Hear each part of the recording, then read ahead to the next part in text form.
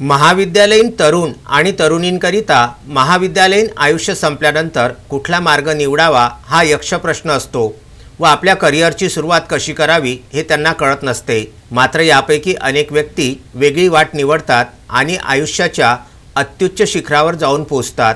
यापैकी महाराष्ट्रातल्या अमरावती जिल्ह्यातले एकमेव नाव म्हणजे हर्षिता कावरे।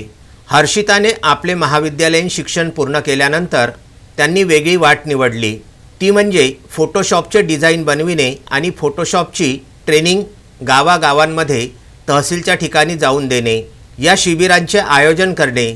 या माध्यमातून अनेक ठिकाणी त्यांनी छायाचित्रकारांना फोटोशॉपचे प्रशिक्षण दिले।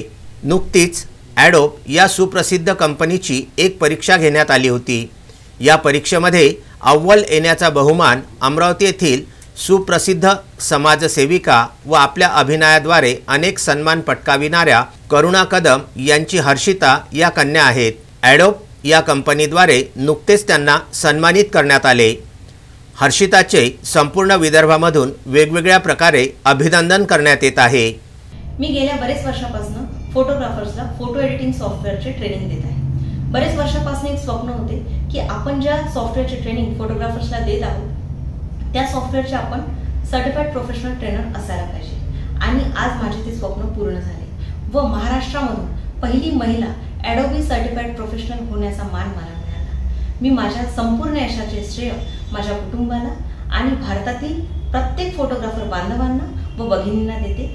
Vidarbha news bureau, Amravati.